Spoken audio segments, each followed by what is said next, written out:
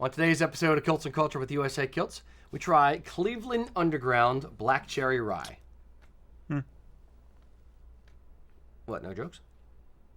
Nah, not that funny.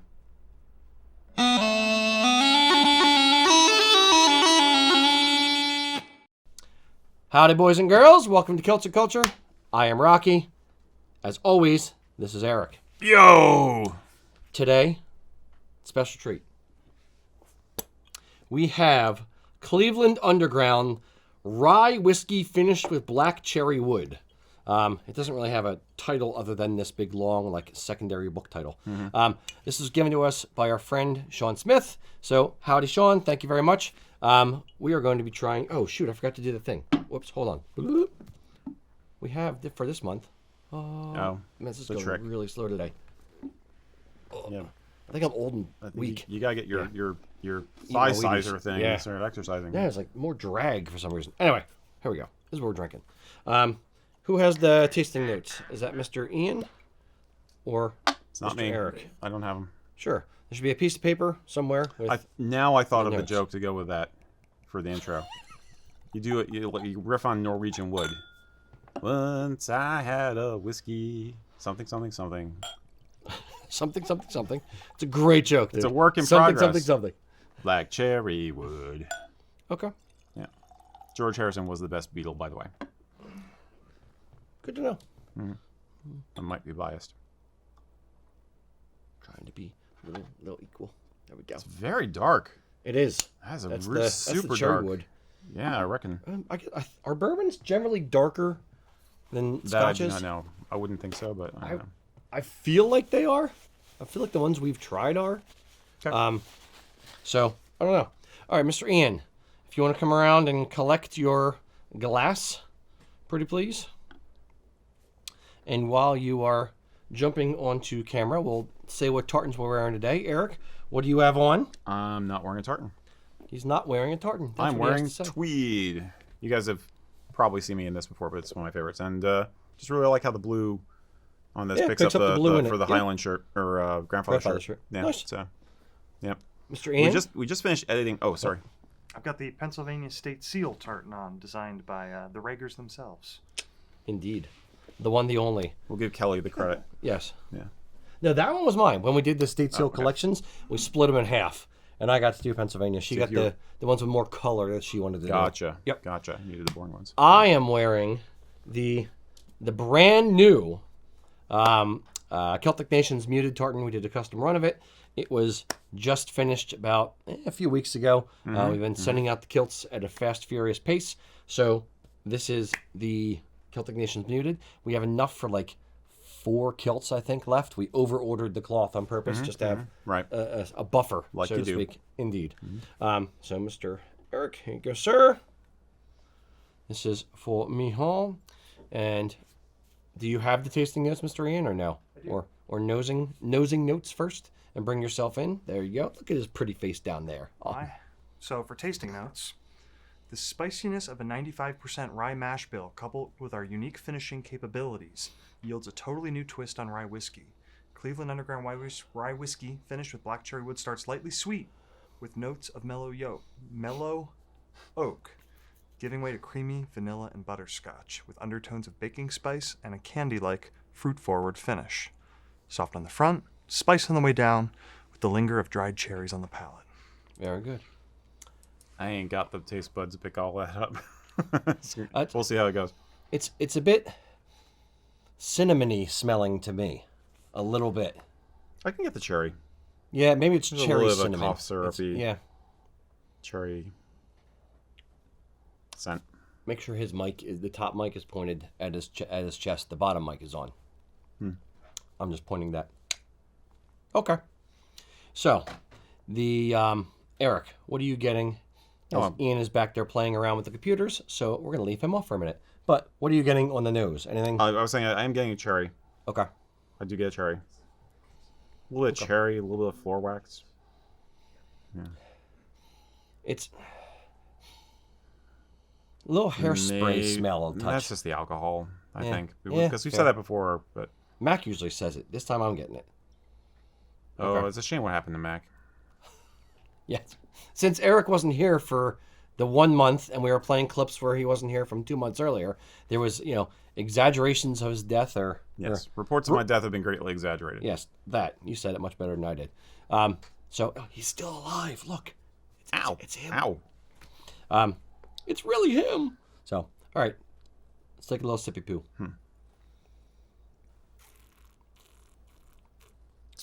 Pretty burning. Bernie, I get high back of the rough. throat. Like, I get it. I just felt it go down my esophagus. Hit right here. I can feel it going down. Smooth. Like lava in broken glass. No, I get a... I taste it much further back in my, almost in the throat.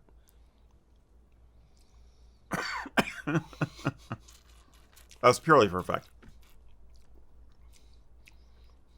Yeah, I think it needs to breathe. You did not let that bottle breathe. That's a good I point. think it needs to breathe. Touch of water.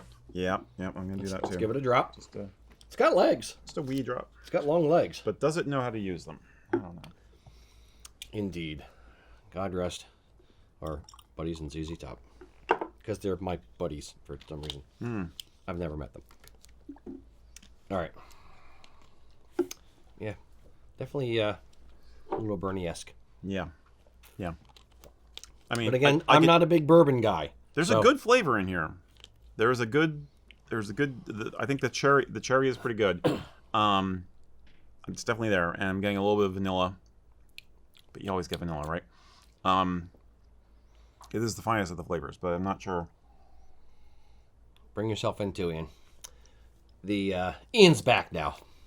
What up, party people? Ta-da. Some oakiness I'm getting. Yeah, get a little bit of oak. Which doesn't make sense because it's cherry cask, but it's a woody, woody. Cherry wood. Cherry oak. I was gonna say I don't really get the normally when it's oak I get like a burn all the way down, like heartburn immediately. I'm not getting that from this, which is a good thing for me, especially for a 2-hour show. Ian, are you getting any of the flavor notes? I was sick very recently, so I'm not sure that I'm in the best position to judge. Yeah, it does taste very medicinal. I'll give it that. You see, that's not a good thing, though. Yeah. That's what I mean. It's like the burniness is that medicinal. The wood is strong in this one. Yeah, the water I cut agree. the burniness down. Does it? Definitely say that. Definitely cut it down a little bit, so it's giving me more flavor. But it's very I don't know how to describe it. I'm not tasting the flavor on my tongue. Well, I'm not getting. It's more like in my nose that I'm tasting it. I'm getting it on the sides. The cherry that I picked up on the nose is less prominent now. It's mostly just it's a woody flavor, a little fruity. I'm not getting the spice that they say is there. See, I guess I'm the opposite. I'm not getting any of the sweet, but I am getting a little bit of the spiciness and the woodiness. I'm getting both. I'm not saying it's sweet. I'm not saying it actually is sweet, but I'm getting more of I'm getting the fruit wood flavor to put it in a very generic sense. But I'm not getting a little peppery. But they were talking in the notes about the vanilla and the butterscotch, and I'm not getting that. I don't know if I'm getting that either. I'm getting this might sound weird. All my descriptions sound weird. Stop so now? yeah, why start sounding normal now? It's my tongue is salivating a little bit with it. Mm-hmm. It's forcing it. Like when I'm drinking scotch, it's just I'm drinking it and I just don't notice it. But it's giving you a reaction. Yeah.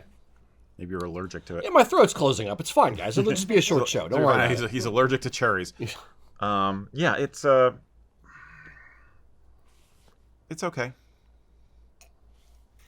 I think my wife would like it, but it'd be a bit burny for her too. It would make a good old fashioned. With the I know you're not supposed to use rye, but with a few drops, it's cut out the burny. I think it would be again, okay. It needs to breathe. There is some flavor in here. It's rough. Yeah, I think it would be, if you like bourbon, there's a good chance you would like this. This has flavor. It has profile. It has interest. And with the touch of water, it definitely cut down the alcohol burn that you get. For me at least. It definitely has legs. Yeah, it does have nice legs. Yeah. Legs meaning the runners down the side of the glass. And the color is beautiful. Yeah, color is beautiful. But you can't drink color. Love the caramel. Not with that attitude. tastes like purple. Ralphie Wiggum. Underappreciated member of The Simpsons. Getting a comment here about sounds astringent. I think that's a good word for my Stringent is experience good. with Yeah, it. it is a bit like that. Okay. Yeah, a little bit. It is peppery, but I'm not getting cinnamon. I'm not really getting vanilla either. I think you can fool yourself into thinking you taste vanilla or butterscotch. That's why they're in every single tasting note. You know what I mean? So, but Except in butterscotch. We should Oddly actually see enough. if butterscotch, like if it's on the box. Like, a hint of butterscotch. An overpowering aroma of butterscotch. a hint of whiskey. It's like a USA Kilts package. It always comes with a little bit of butterscotch. and schnozberries. Snozberries? Who ever heard of a snozberry? Exactly. All right. Very good. Ian, how do you like it? We're going to score it 1 to 10. I don't feel like I'm in a good place to judge it here. It's fine. I want to come back to this one again. Do I have to give a score? Can I skip a score this time? No, that's the rules. Good time. I'll go 4 just because I'm not experiencing it great, but I'd be open to coming back to it and revisiting. Okay. I'll take the bottle with me when I go home and get to it when I get Fair another point. you want to get another chance. Mr. Erik. Just remember, Sean's going to come visit you. He's going to demand your opinion. I just spent Easter weekend with Sean. I'm going to...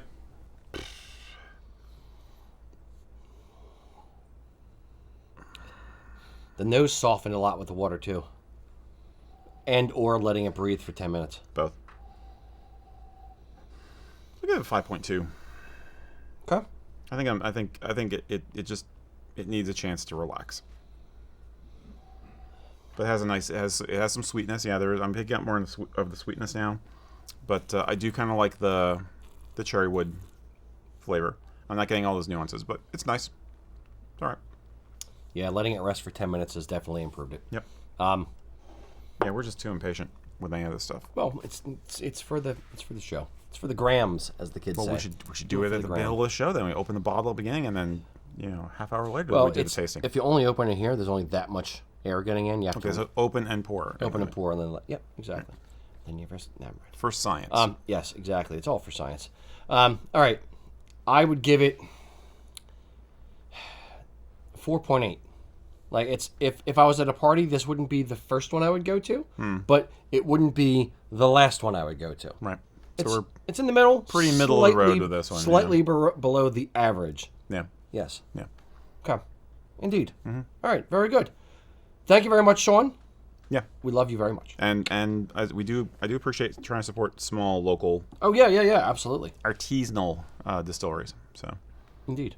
All right, boys and girls, load your comments, questions, whatever you got in the old comment section there, and we will answer your questions. okay. As always, we are your humble servants.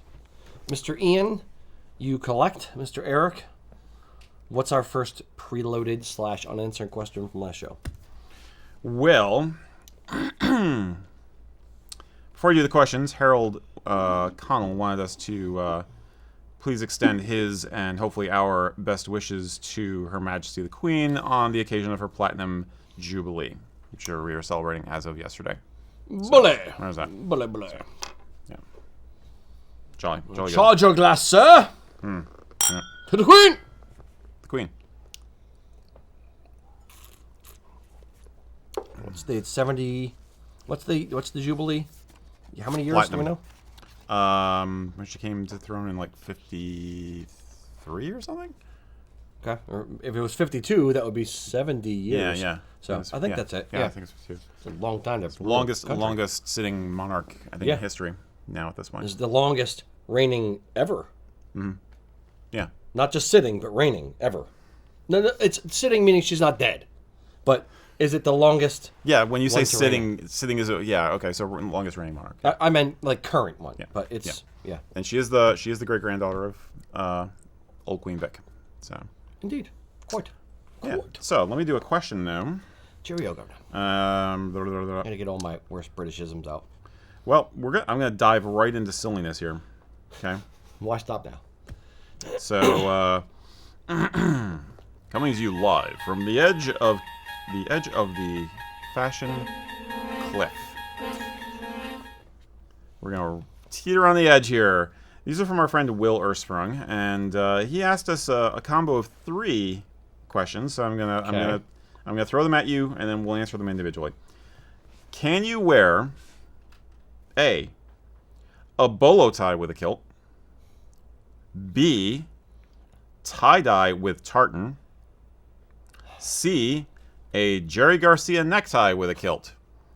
And I think Will is flashing back to his hippie days or something with those. So a bad trip. Yep. So okay, I think I'm having a bad trip right now. bolo tie. Think about these things. Can you? Should you? Would you wear a bolo tie with a kilt?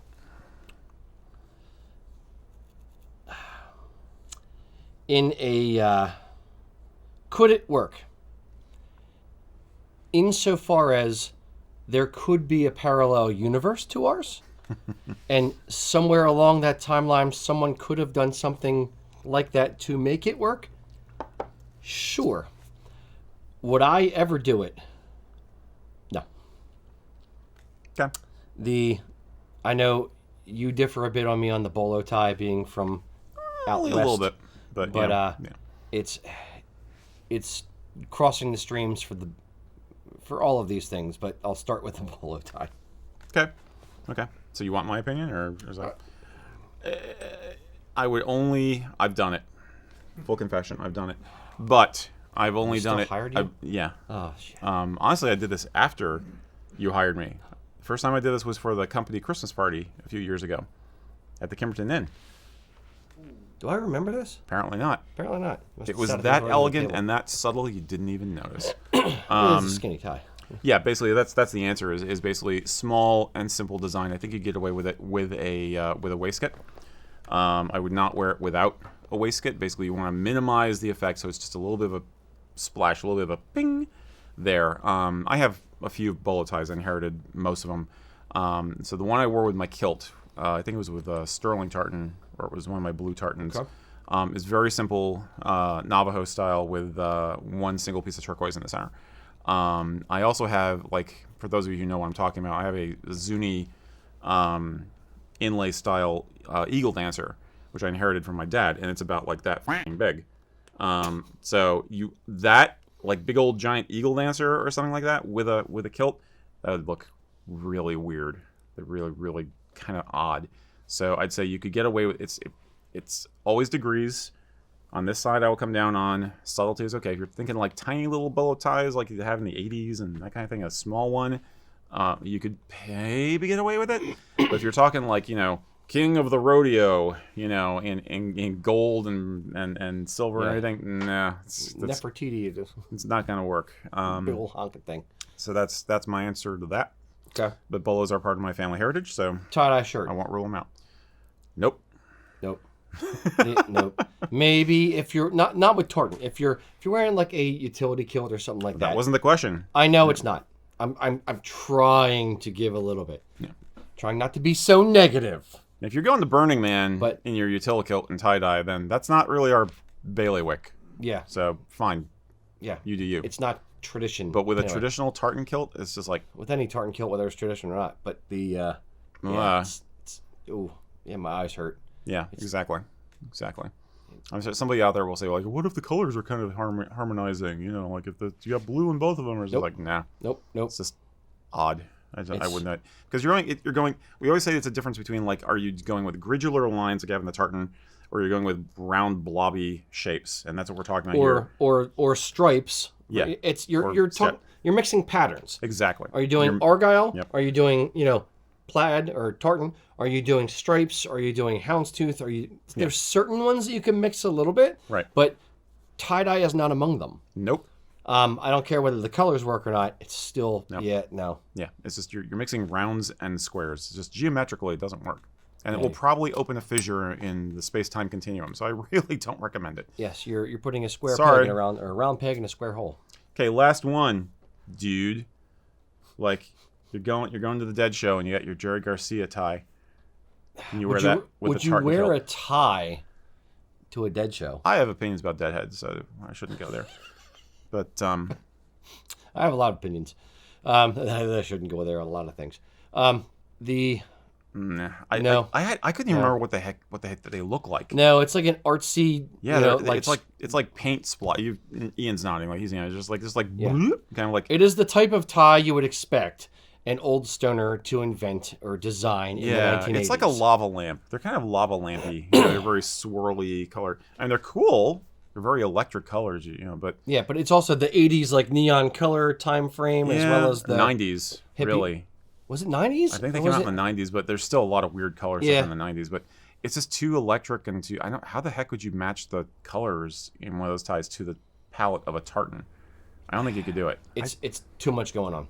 I Ian. tend to think of these as very late 90s, early 2000s, because that's Exactly. when I owned a couple of them. Did you really? I did. Oh, and we in hired middle- you? Yeah. God, we need a question. Well, I on- was young. You I bastard. was in middle and high school at the time. I was doing a lot of jazz band performances. And You're I in had a jazz couple- band? Yeah. Where'd you Played play? the baritone saxophone. I was just about to say, I bet he played the sax. He was a saxophone player. Yeah, I had a couple of those ties. I liked them quite a bit. I feel like they feel like of a time, and I don't think I'd wear them even now. I'm definitely not with a kilt, but It's the bell bottoms of ties.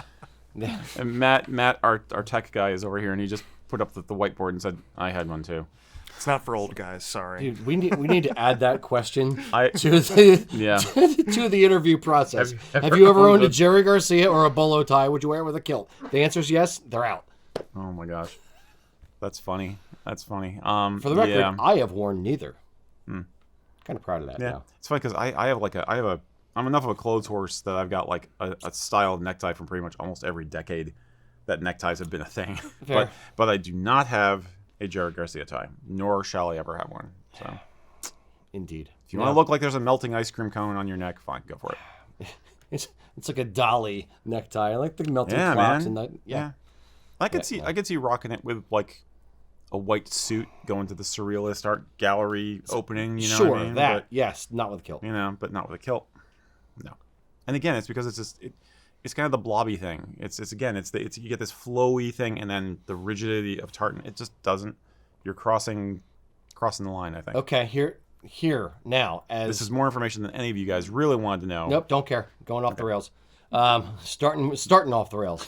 We're gonna parallel park this train. So, here's the question then. So, for what if, as an art piece, so to speak, outside of bounds of Highland wear, forget that.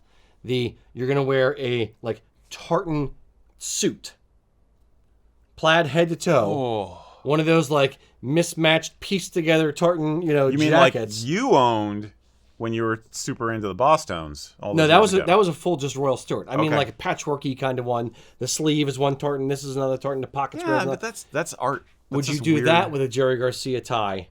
And Why not? I don't know, a feather bonnet or something. Why weird? not? At that point, why not? Because you're totally outside the realm of what we're talking about.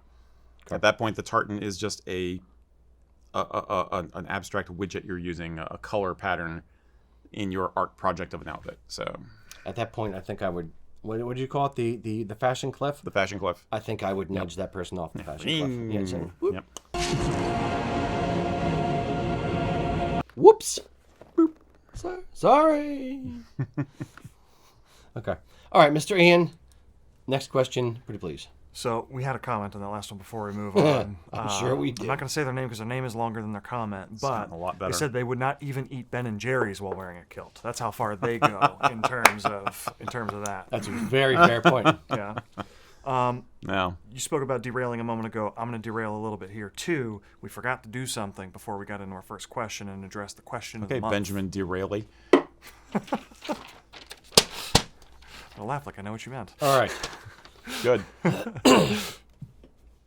We ask at the end of every episode, we ask a question of the month, for the month. And then you're supposed to comment and tell us your thoughts and feelings and all that good stuff. And then we kind of collect them and then we regurgitate it back at you. So here's us Like a seagull, we do. regurgitating at you. You're welcome. Yeah, thanks for the reminder. Yeah. And the visual. So, question of the month last month was, what weird or unusual stuff do you keep in your sporran? Mm-hmm. We usually get like top 3. So, Carl R. said, I often end up carrying one thing in my sporran that I don't need or use, my wife's phone. Any guy who goes out with a significant other who ends up with their keys, their phone, their lipstick, whatever the hell, in your sporran. Yep. Yes. Yep.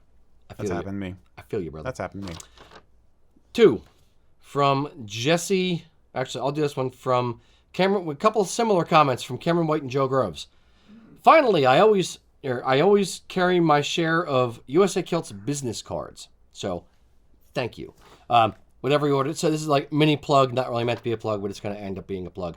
Whatever you order that we send out, we send a few business cards and some candy with the hopes that you are satisfied with the order and you will pass on our business cards to other people. There is no better. Here you go, Sonny. Oh, thank you, sir. I'll save it with my baseball cards from 1987. There's no better referral or no better advertisement than a customer referral, than people who care enough and like us enough that they tell other people about us. So thank you guys for that. Number 3, as for making room in the sporran, clip the pocket knife inside the waistband of the kilt and put a novelty J-hook on your keychain to do the same. So clip that on your belt as well.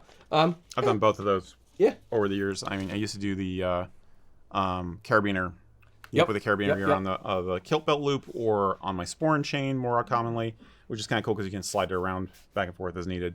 But keys on a carabiner is a nice way to make them easier access. Absolutely.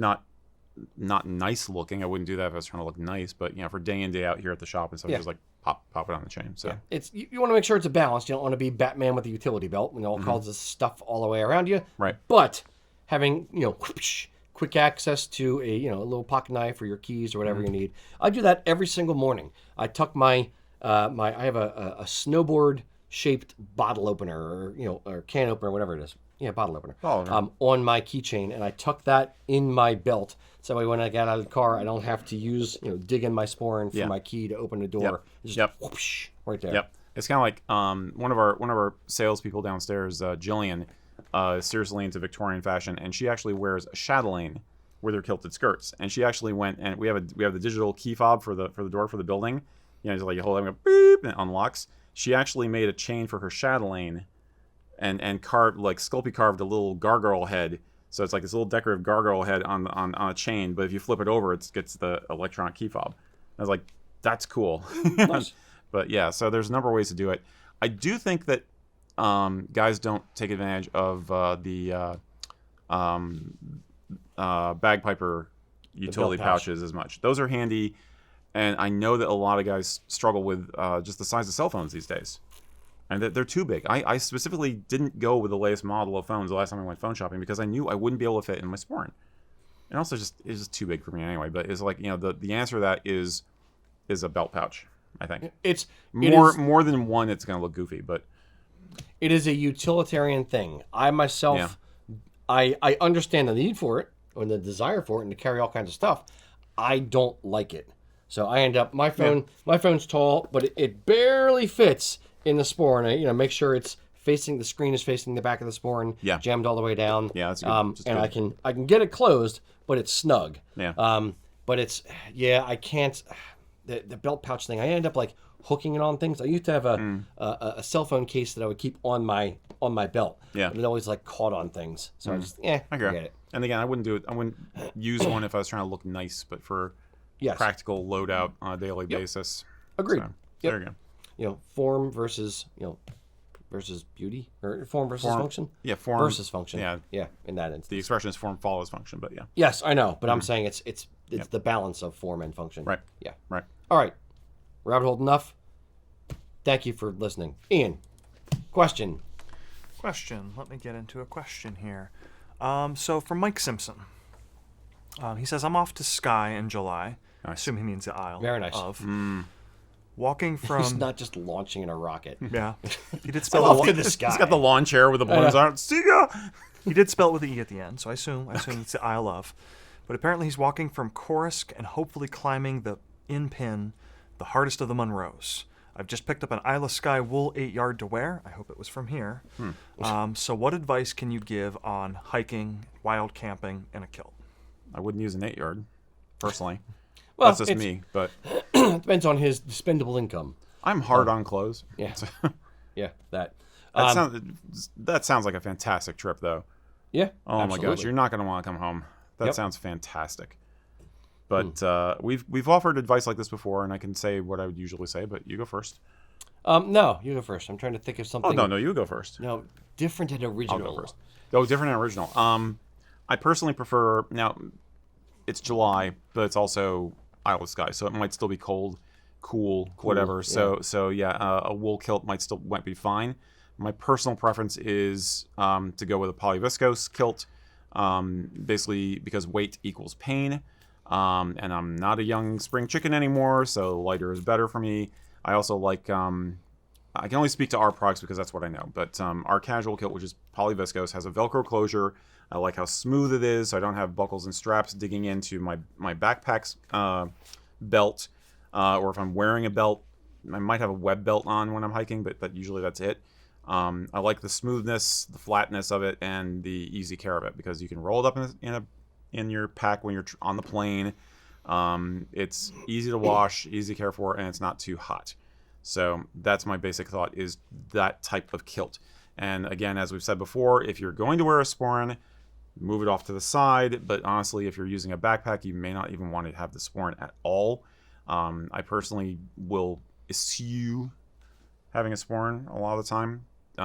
If it's just a day hike, sure, fine. Yeah, that's the question I was going to ask Ian. Did you say if it's a day hike, like a bunch of day hike trips, or is he like camping outside? It might be one day, but it's going to be a serious hike. He didn't get too specific, but he did suggest wild camping as one of his one of the aspects to this. Then I would say this: bring a pair or two of athletic shorts, like the. Ian's like yes, that you can. It's lightweight, dry fast kind of thing. Shove in the backpack. That way, overnight you lay the kilt out. You want it to dry and gas off, kind of thing. Or if it's a really, really, really hot day and you're just like, oh, I really don't want to wear a freaking kilt today because it's too hot and it's 8 yards of wool, then just throw on the other, the lighter weight shorts and, go around in that. I will say an 8-yard kilt could be a cool accessory once you are in camp, like throw it on top of the sleeping bag. My wife and I tend to be fairly heavy campers, and so we usually have an extra wool blanket or something on us, like an old army blanket, and having a little extra layer is sometimes nice. Who was it that went to Celtic Classic with us when we did a Kilt Festival? We would get a suite, and we stay there, the 6 of us or whatever it is, in the hotel suite, and one of them didn't have a blanket and ended up sleeping under. I think it was Mac. I want to say it was Mac. He just kind of like laid out his 8-yard kilt and slept underneath it. I've done it. Last year I did it. Mac has done that at World War I reenactments also. Yeah. Where it's just like it's really hot during the day, and then he goes to bed, and all of a sudden in the middle of the night it's like freezing. So it's just like you throw that kilt on top of your blanket. Yeah. So I would say if you want to do a great kilt for this hike, that'd be pretty freaking hardcore and awesome. But from a practical standpoint, I would think about the gear you're taking otherwise and work your way outward. Like again with the sporran, if your fire starting kit or whatever you use for that, and your phone and all that kind of stuff doesn't have to go in a sporran, isn't going to fit in a sporran, then don't use the sporran. Yep. If you're worried about being cold, then go with the wool. If you're worried about mobility and weight, then go with a lightweight kilt. Boots, obviously, whatever your choice of boots is concerned. I would say everything else is just it's whatever you normally use for hiking. Yeah, I would say this as well. If you have a day, let's say you're hiking for 4 days, and you have one day where it's whatever, and you don't want to be wearing your kilt, I would do the roll your kilt trick, and then have some of the straps around it, and put it on the back of the either the top of the back of the bag or the bottom of the back of the bag, like you would your blanket, your mat that you sleep on, or roll it up in the mat you sleep on to protect it, as well as be able to carry it and not have to worry about shoving it in the bag and getting it all wrinkled and stuff. I will say still insect repellent. Yes. Last time we talked about this and somebody hiking in Scotland. I think that video actually went live. The clip went live like last week or so, and midges. The midges. A lot of comments about midges. Yep. They will. They bite. Biting gnats, essentially, is what they are. They will destroy you. They will find you, and they will hurt you. Yep. So, indeed. Enjoy the midges. All right, Mr. Erik, what do we got now? Timothy Patrick Bridge. Howdy. This is a technical problem, body fit problem. It says, I have a hard time finding tall kilt hose. I'm not terribly tall, just 6'1", but I usually end up having to stretch my kilt hose for all they're worth and then barely get them to fold over my flashes properly. Most also seem a bit too thin. My pasty white calves show visibly through the knit. He says if he's wearing black kilt hose, he'll often wear a pair of black dress socks underneath, so he doesn't have that effect. Right. But obviously with other colors, that's not easy to do. So he's hoping there are suggestions on kilt hose that will fit his big old legs better. Sure. Big old long legs. So yeah, he's only 6'1", but he may have like longer legs. That's kind of where I'm going with my brain. A couple things. One, I would look at Piper hose or our cotton. I'm again talking about our products because or you can look for them same thing somewhere else. Piper hose, because generally you fold them down twice, so it's a little bit more flexibility in how much you're folding them down. So if you have if your legs are longer, you can fold it down a little bit less on the first fold and more on the second fold to get it to the right spot. Also, our cotton kilt hose, you fold down twice, so those you may fold down a little lip on the top and then fold it down a full cuff. So you still get that look of, finished on the bottom and top, but it's you don't have to fold them down as far. Any comments on that? The fold down No, part? I will say, I think that makes sense. I don't think it's going to solve the other problem they talked Correct. about. But yeah, that helps. The Lewis hose can be better for that, again, because it's also a thicker cuff. It's not just that it's longer, but it's got a nice weave to it. It's got a three-dimensionality to it. It's just thicker, bulkier, so you can get a nice effect of it, even if you can't have it really super far down. I've definitely used popcorn top hose, and for me, actually, I have the opposite problem. I actually have more material than I need, so I wind up doing like a triple fold on a couple of mine. No, seriously. No, or hand knits. My hand knit, sometimes I'm doing an extra fold. So yeah, that's kind of my best guess. If it's what part, I would do. Did he say he had wide calves? No. No. Okay. If it was wide calves, I would forego the Lewis and go with the wide calf Harris hose we have, or that are out there as well, from House Cheviot. They're stretchier at the top. Now what I would do is, kind of like what he alluded to in the question was, for black hose, he would put on a pair of thin black dress socks underneath, so when you stretch the fabric out, you don't see through it as much. Right. To some degree, it has to do with the tight. I won't say quality because it's not necessarily a quality thing, but the tightness of the weave of the pair of hose that you have purchased or you're wearing. So the Piper hose are a little bit better than that. Like the cotton hose, I know, are a little bit thinner when you stretch them out. Yeah. But yeah, you can wear something underneath it. Now, here's my question to you: would it look weird if he's wearing like bottle green, let's say, and he's wearing black dress socks underneath to kind of mask the leg, the bright white of the leg? Let's say he's a pasty white dude, and he's just he says he is. But. Yeah. So it's going to shine through. If there's any kind of light coming at it, you're going to see the bright white skin underneath the green. Would black look weird against the green? Would it just kind of look marled? We're thinking the same thing. I was actually thinking that the black might be more usable than he thinks. I don't think it would be that bad with a lot of other kilt hose colors. Not cream, obviously, but not lighter colors. Yeah, and you can get dress socks in some browns. Now you want the really tall dress socks, and usually I think those are limited to black. They don't make the tall dress socks in too many other colors. Someone has to, but I'm sure somebody does. But I wouldn't rule it out. I think the black would kind of disappear. For most observers, it would disappear, and you don't need much. Remember, other people are not like looking at down there inspecting your legs the way you are when you get dressed. When you get dressed in the morning, you're looking up close, and you're gonna be like, oh man. But your casual observer, it's a 10-foot rule, like they say in reenacting. So you're going to be, I think you're gonna be more okay than you think. Your mileage may vary, but I think you get away with black for a number of colors. The darker the color, the better. Like if it's a claret, it'll work better than if it's like a ancient blue. But I think it would still work. I think it's still a good tactic. Did you ever see this is a tangent, but I promise it's going to come back. Did you ever see the meme? It's a marketing meme where it's literally it's like black squares kind of thing, and it says, you will look here first, then look here, then here, then here. Yep. I'm thinking the same thing for him. Yes, absolutely. It's people, when you're approaching somebody, they're going to look at your kilt, and they're like, oh my God, that dude has a kilt on. Gonna sporran. Then maybe they'll look at the sporran, then they'll probably look at your top, then they'll probably look at you in the face. They're probably not going to look down at your legs or your shoes because they're going to go from here to here. Right. So I wouldn't put too much freak out emphasis on it. If you can fix a minor problem and it makes you feel more comfortable, great. Have at it, tweak it, make it your own, hack it, DIY, whatever you got. But if you can't, or you can't find a darker brown pair of kilt hose to match with it, don't worry about it.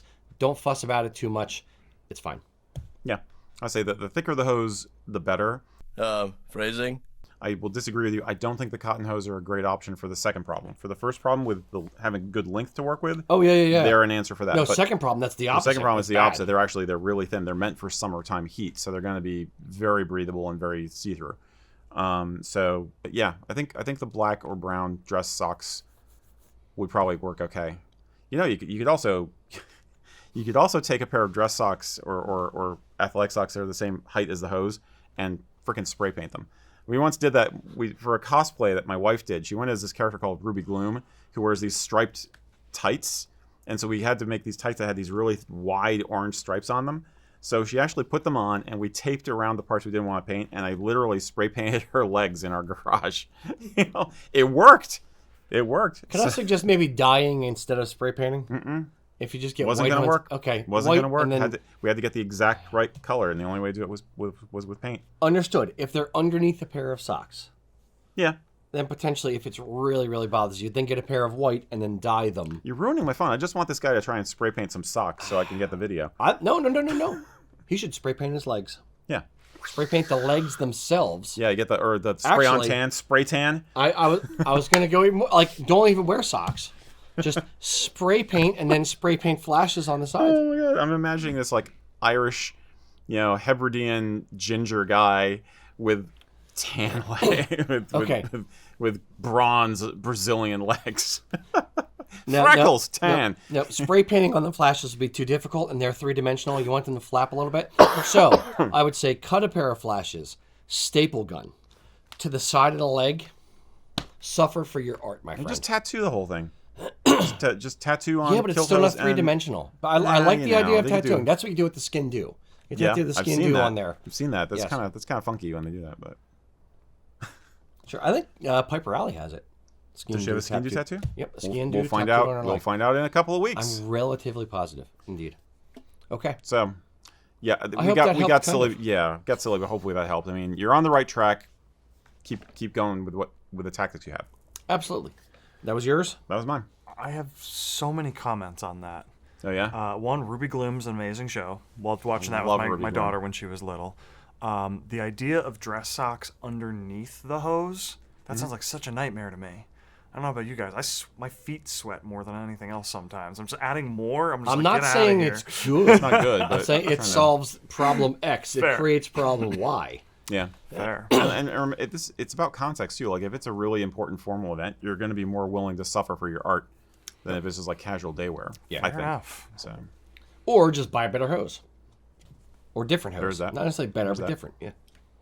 Fair enough. Ian. Mm-hmm. All right. If we're ready to get into the next question here, I've got one from Adam Marnock, good friend of ours. This one might get me a little bit of trouble because I know it's something I've suggested before. Oh no. But this is in the vein of pewter figurines in the store. No. Celtic Nations Muted.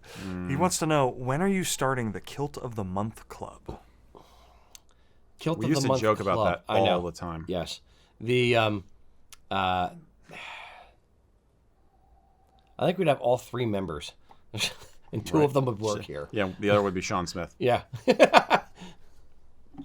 Thank you, Sean. The Kilt of the Month Club. Now, define Kilt of the Month Club. Would it be they get a new kilt every month? Which type of kilt would they get? Or would it have to be original and different? I think it has to be. It has to be like a one of those mystery box things, a box subscription where you don't know what you're going to get. See, I'm calling BS on mystery boxes because don't like those? Okay. no, because here's my theory. What do we have left over that's not selling? Mystery box. Like I'm always Sometimes afraid it's that that. like I know it is that. It has to be that.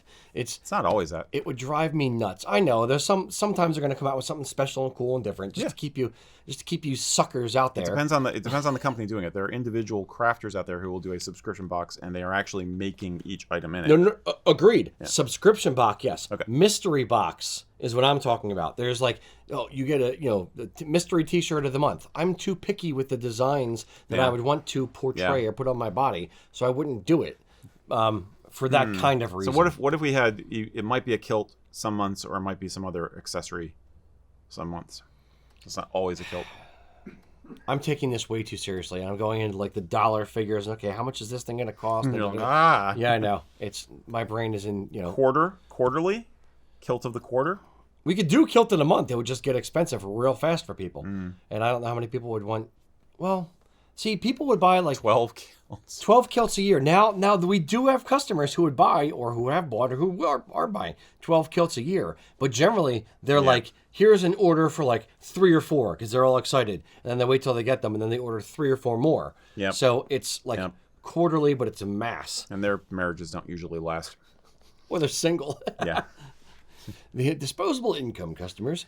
No, it's a funny idea. We used to joke about it all the time, especially when we have some of our best customers ordering something, and we're just like, oh boy, just sign them up for the Kilt of the Month Club. Wow, just cut to the chase.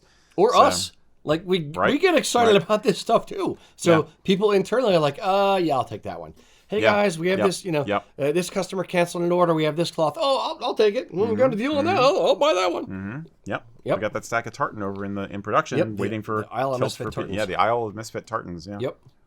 Indeed. So, rambling answer. But you can be the president of the club. Yes. Just sign up now. Oh, not only the Kilt Club president, I'm also a member. I'm not only the hair club president, but I'm also a client. Indeed. Mr. Ian. Can you have him do another one? Okay. Only people, it was an off tangent one. Right. Only people from the 80s will get the Kilt Club president member reference. Okay. Old people like us. Ian's like, I don't know what you're talking about. He's I know what you're talking about. That's a very You do? current people. Okay, the People hair club reference that all the president? time now. Okay. Yeah, My bad. I think people know that one even if they haven't seen the original source, kind of things. Yeah. I think it's like say hello to my little friend. Everybody knows the phrase, even if they couldn't tell you what movie it came from. Kilt on, directly to the forehead. Head on, apply directly to the forehead. Head on, apply directly to the forehead.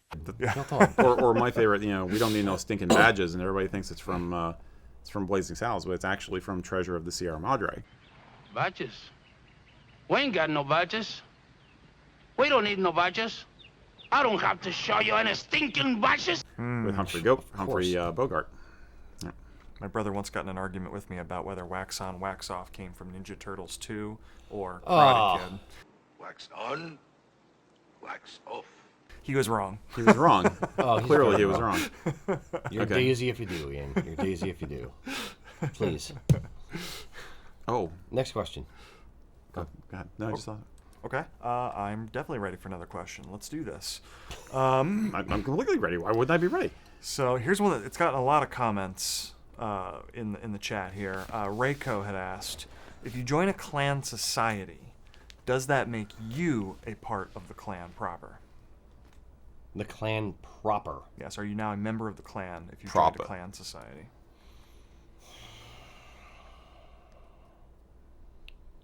Ish, kinda, no, sort of, not really. Yeah. Next question.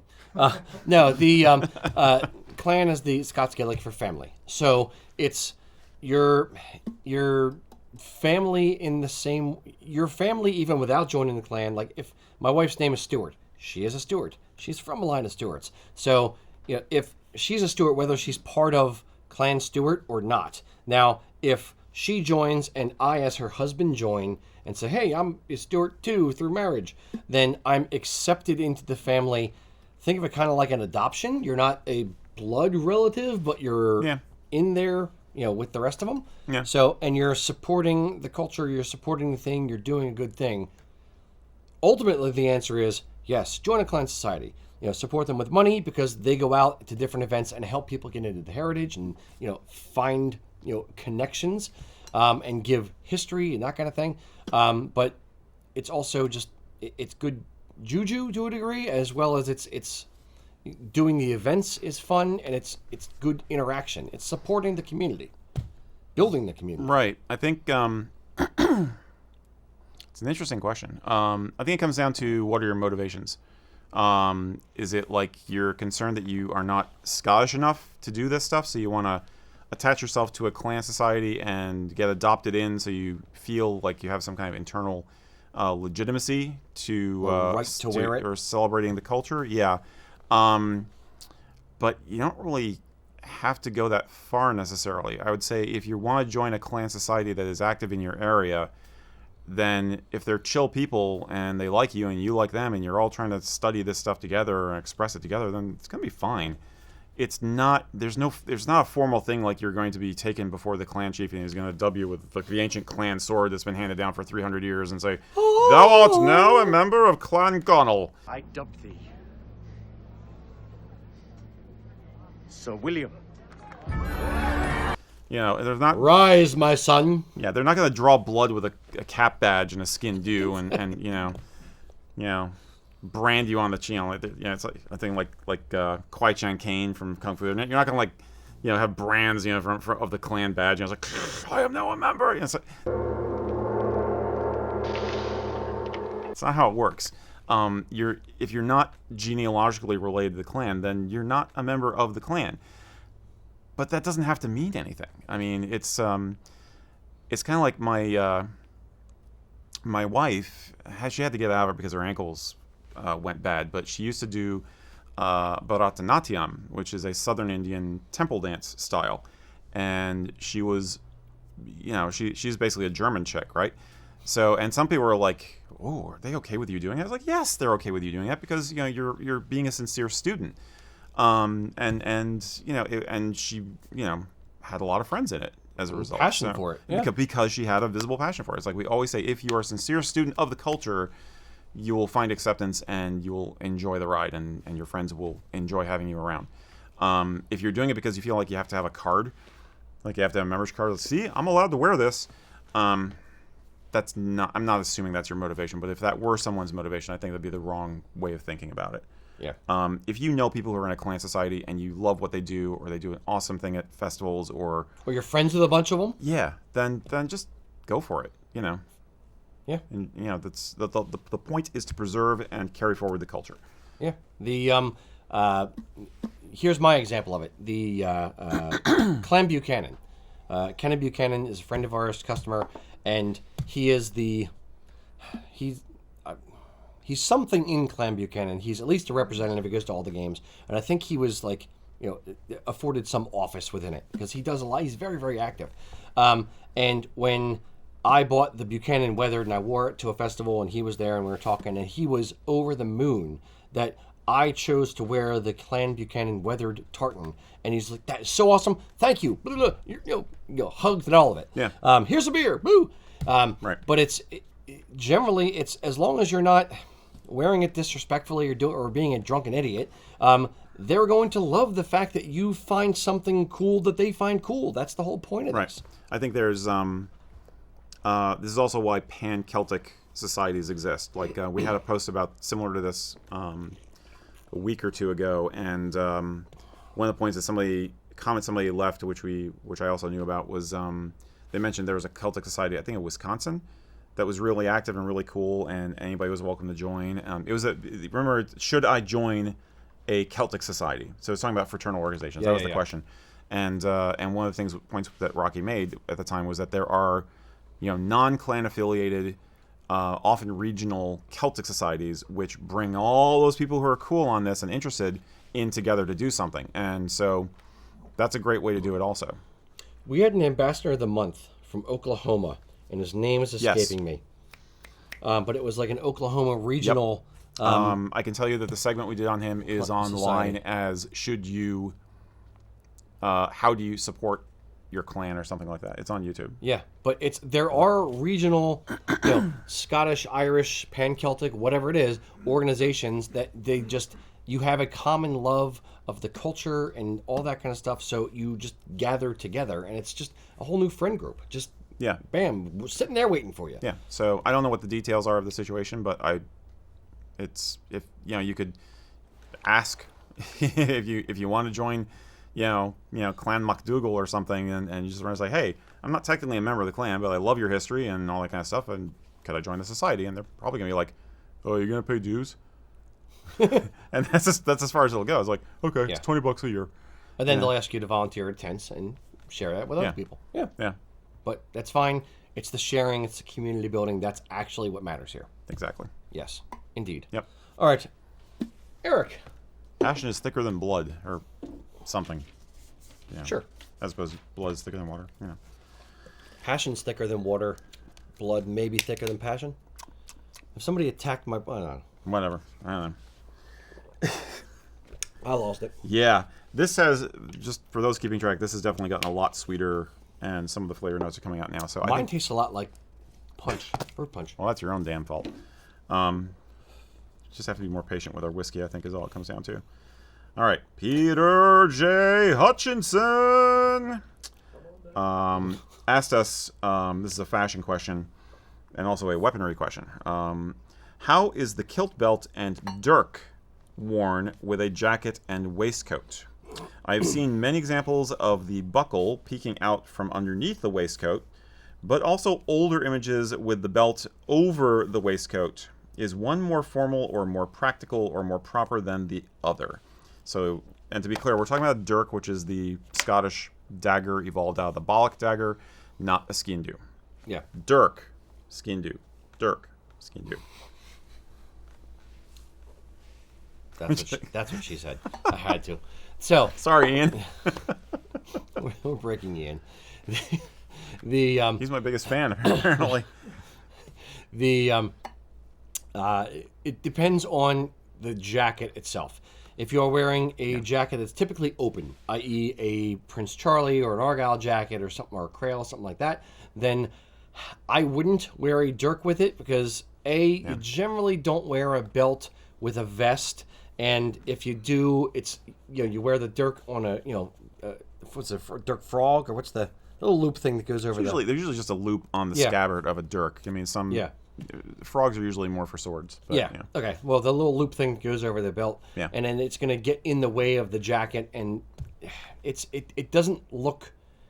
It's difficult to make it look good because it's always going to be a lump on your side. Either what are you going to do? Wear the jacket around it and have it stick out. Right. Looks weird. Or you're going to tuck the jacket behind it, and the jacket looks all weird and frumpy. Neither way looks good. Now, if you have a Montrose or a Kenmore doublet, both of those are jacket styles that are designed to be closed. So with those, you actually can wear a belt over the jacket. You're expected to. Yes. So especially with a Kenmore doublet, which is basically a kind of a civilianized version of a military doublet, like you'd see a Bagpiper wear, or some Victorian gents, or military doublet. And it's kind of like, hey, let's make that a little more streamlined so anybody could wear it when they're going out to the St. Andrews dinner. And you're meant to wear a belt over that. So including Kermit the Frog, his date Miss Piggy, had on a full ball gown, but Kermit looked to the nines. Kermit the Highlander here. Sound more like Ernie that time, but yeah. So basically, that's exactly it. I know the images you're referring to because the Victorians, surprise, surprise, did a lot of funky things, and they would, especially for a photo op in a photo studio where I want to look as Scottish as possible. They would put on a kilt belt over a waistcoat and then a doublet worn open, basically the precursor of what we call an Argyle jacket or an Argyle doublet. You can find images of this, and I'll probably put one up later. And they made that a thing for a while. That was a style. It doesn't work that well in a modern context, and the way modern waistcoats and suit jackets are cut, like you were saying, it's just going to look odd. You're going to have lumps, and the weight of the dirk on the belt is going to tend to pull it down, which means you're going to be pulled off center, and it's going to cause your shirt from under the waistcoat to puff out more. You're going to have more likelihood of like the blobs of white from your dress shirt poking out from around your waistcoat, and it's going to look sloppy over time. I get the motivation because a lot of guys want to have a dirk for a special occasion. We see a lot of guys wearing them for weddings. If you got to do it, it'd be easier with a Prince Charlie than with an Argyle for sure. But I wouldn't really recommend it. I wouldn't do either. Without the proper jacket. Montrose is kind of like a double-breasted shell coat, and it basically goes back to like if you ever watch Sharp's Rifles, it's basically a throwback to Napoleonic uniforms. You have button, button, button, button, button. It's closed, very military looking, very sharp. That if the belt is meant to go on the outside of the jacket, you can do it. Otherwise, it's going to be awkward at best. And it's pretty what we're talking about are generally form-fitting type jackets. So if you're a skinny guy, it'll look the bee's knees. Right. If you're a real big dude, I don't think it would look as good. Correct. Personally. Yeah. It's a flaw of the design. I would. Yeah. If I had kind of like Trues. Yeah. I mean, the more belly I had, the more I would go for the Montrose over the Kenmore. Personally, just wearing them, not talking about the weapons. But yeah, they're a little harder to come by. So if you really want to dive into that fashion, you're going to have to pay for it. I would say that this advice applies to swords also. Having a baldric for a broadsword or something like that, as much as you might want to do it for your wedding ceremony, I wouldn't. I wouldn't really recommend it, personally. Now, agreed. And you can incorporate, if it's for a wedding or something like that, you can incorporate it in different ways. You don't, if you want to lead the Highland charge out at a church with your wife for some reason. Well, you got to get away from the guests somehow. Exactly. Photographer, fight him off. You can have it towards the back of the church and hold it up or something. For my wedding, we had a dirk as part of the ceremony for the reception. That's what we used to cut the cake. So you can incorporate the symbolism, if it's for a wedding, in different ways, but wearing it can get a little bit tricky. Actually, I was going to say, it's that dirk right over there. Yep. I'll take it back a little bit. I'll say that a baldric with a broadsword over an Argyle jacket or PC temporarily, like for just walking down the aisle for the ceremony, you might be able to get away with it because, it's going to go outside all the jacket. But I would only wear it for the actual moment and then get rid of the sucker. You know what I mean? Maybe have your groomsman or your best man take it off and put it off to the side. Or even better, you have a groomsman or put it on at the end. Not even put it on, just present the sword to you. I mean, that's the freaking medieval thing. It was like they hold the sword up and you draw the sword and then cut open the best man. No, cut open the cake. That's do that. Like a lot of sound effects. Have a sword bearer. That'd be freaking cool. That'd be awesome. A sword bearer, like a ring bearer. Exactly. Just give it to a small child and let it go. Let me see what you have. No! I've definitely been at weddings where there has been an honor guard who were armed, and all kinds of different variations of that. Yeah, so. Especially like Marine Corps weddings with the they all put the swords up coming out the church. Or just medievalists, like my friends. Yeah. So, yeah. So indeed. Shaggy dogging like crazy. So. Yep. So, that's our thoughts on it for you. Yep. Mr. Ian, what do we got going on the interwebs? Boy, we shaggy dogged that. So, let's go with Brett Johnson's question here. He wants to know, is a Great Kilt a good option for somebody that's losing weight? Sure. Yeah. Intriguing idea. Interesting question. Or gaining weight, perhaps. Yeah. If you have any kind of weight fluctuation, a Great Kilt it's just it's sized to whatever you lay it out to. Great Kilt is simply a blanket you lay on the floor. Whether it's 4, 5, 6, 7, 8 yards of cloth, whatever, depending on how big you are. And you put a belt underneath it, and then you sit there on the floor and you hand pleat it. You lay down in it, bring the under apron, bring the over apron, wrap the belt around you, stand up, whippity-doo-dah. You connect the thing over your shoulder, done. Yep. So it's a kind of I'll say one-size-fits-all type garment. Yeah. So, yeah, it's a good option. Now, it is a look, meaning it is a historical-looking thing. It is not a proper tailored kilt, contemporary kilt that you would see today. But it is, sure, it's got a ton of flexibility. It's it's either historical or it's modern rock and roll, ultra casual. And I know these questions are coming up more often because we have people who it's caught on as a trend. because it does look pretty badass. So yeah, I'd say it's a good option. If you lose a lot of weight, you may get to a point where you're like, wow, I got more fabric than I know what to do with it. You may want to trim off half a yard or a yard, perhaps. But I think it makes sense to just be prepared that it's going to take you longer to get dressed, unless you subscribe to the drawstring theory. But other than that, yeah, you got to realize you'll get practice in it, but it's still going to take a little longer to get dressed in the morning. But yeah, I think makes sense to me. Yeah, absolutely. Sure. Yeah. Indeed. Mr. Erik. Okay. Don Guyton has a tartan question. This is he says, "Are all the Buchanan tartans you sell double width? I thought I had heard non-symmetrical tartans were usually single width because when you cut the tartan and sew the pieces together, they won't match. So they have to be single." So Correct. what's the answer? How do you deal with that? And why does it matter? Why does it matter? Yeah.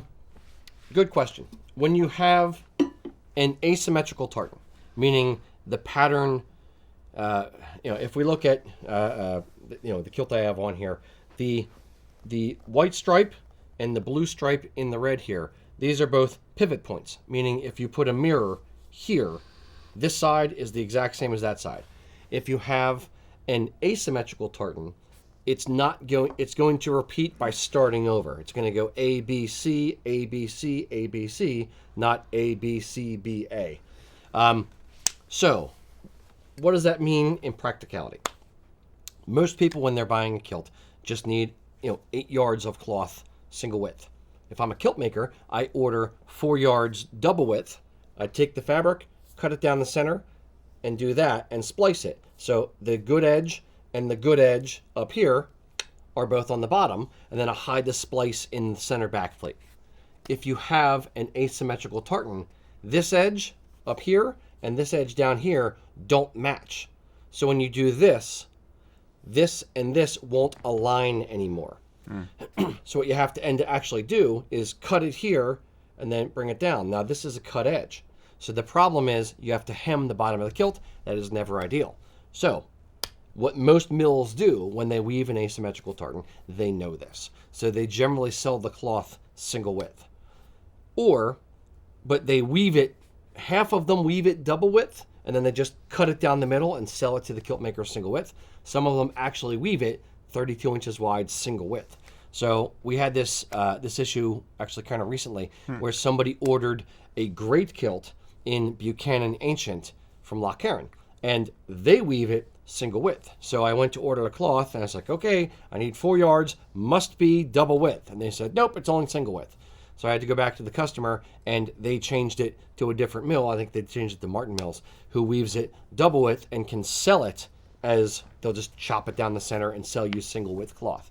So when it comes to asymmetrical tartans, it's up to the mill what they do, how they do it. And you just have to rely on your kilt company of choice to navigate those waters for you. Does that make sense? Sure. Okay. Did that answer the question? I was rambling, Sure. so I forget whether I answered it or not. I think so. Okay. Yeah. That's basically it. Cool. Hope that helped. I wonder if they're wondering if it affects the cost of the product for them. No, it's not going to. It won't, because if I'm buying material from, let's say, Martin Mills, and I'm ordering Buchanan, and it's an 8-yard single width piece versus a 4-yard double width piece, they're going to charge me half the amount for twice the amount of yardage. So it won't really affect the price, as it shouldn't affect the price from a reputable maker for the end consumer to do that. In a Great Kilt is the only time that it matters, because you can make a Great Kilt from double or from single width cloth by splicing it together. Frankly, that's how they did it way back when. But you're ending up with a seam right in the middle of the kilt that's going to essentially go around the middle of your body and be like a weird thickness right there. So Yeah, weird. yeah, it's not ideal.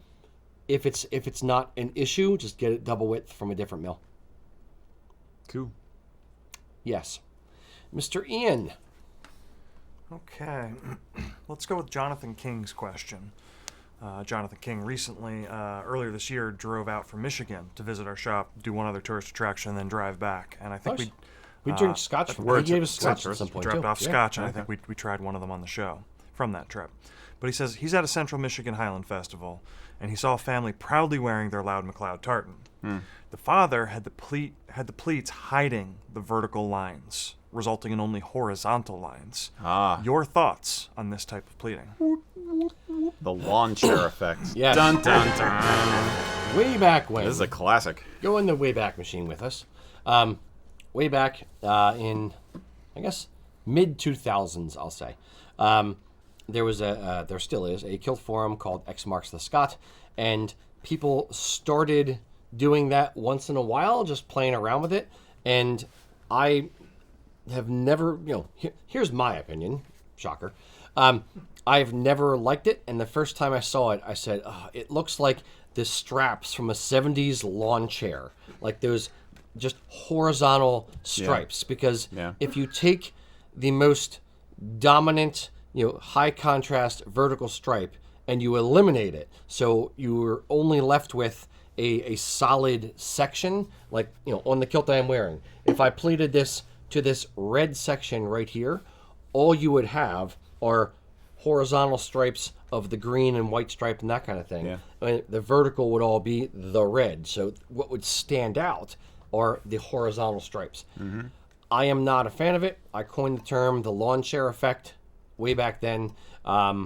It can be done. I've seen the kilt makers that do it tend to do it this way. They will pleat it to the nothing, or to a horizontal, to a vertical band, or a wide section, and then just on the tail edge of the pleat, which is actually covered up by the next pleat, they will have like a color, where it changes over to something that stands out.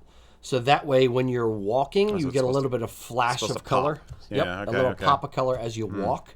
But if you're standing still, and in the upper portion and the fell, the upper 8 inches or so at the top of the back of the kilt, it just looks, like horizontal bands. I am not a fan. Never have been. That is a hill I will die on. I completely agree. Yeah, I mean, it's your choice.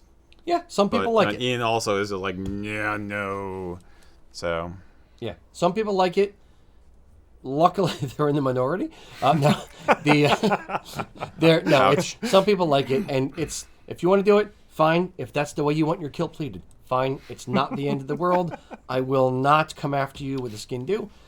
So here's the question: is it a pipe band thing potentially, because it would give you more flexibility? Because if you're just pleating to the open field instead of a solid stripe, and you have more variability of how much, where you cut the fabric and stuff, wouldn't you? I've seen no pipe bands do it. Okay. To my knowledge, there may be, but none of the pipe bands I've seen have done it.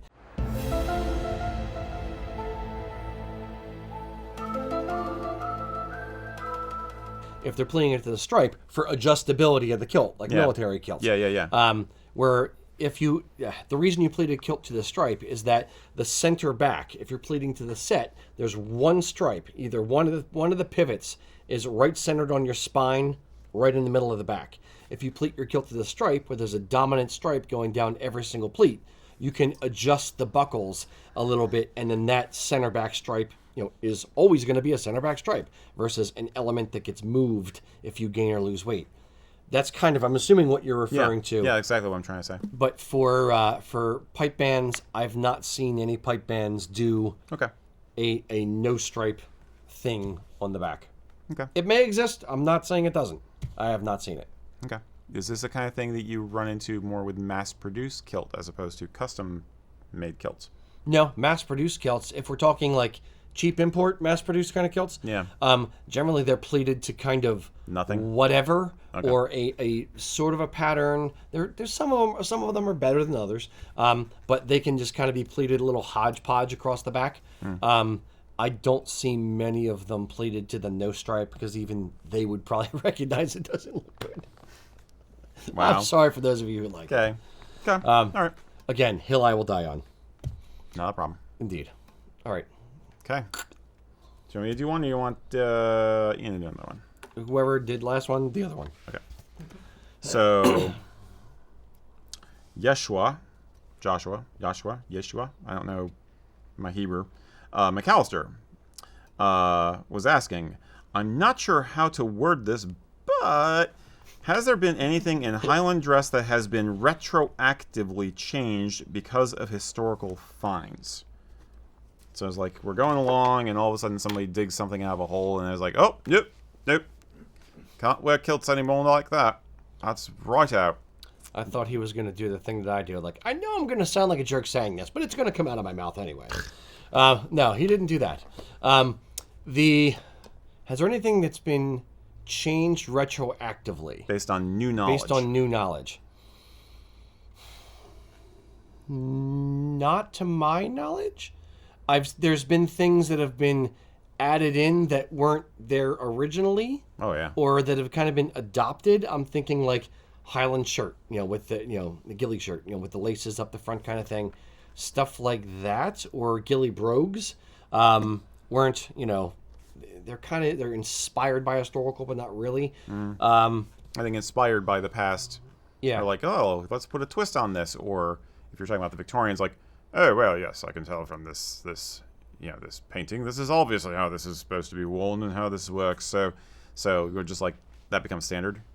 It's like you're inventing it or squeezing it into your, whatever is your modern context. So again, Highland shirts are loosely based on work shirts of the 18th century, and ghillie brogues are supposed to be reminiscent of, bog shoe kind of things, ghillies that would have holes in them and straps. So if you get them stuck in the mud, you can pull your shoe out, all that kind of stuff. But the opposite of saying, oh, it turns out they actually wore flippers, so we got to stop wearing ghillie brogues and now we're all going to wear flippers instead. That doesn't really happen. I think there's definitely more examples of the opposite. Like there's another one you mentioned yesterday. Yeah, the reproduction tartans. Right. There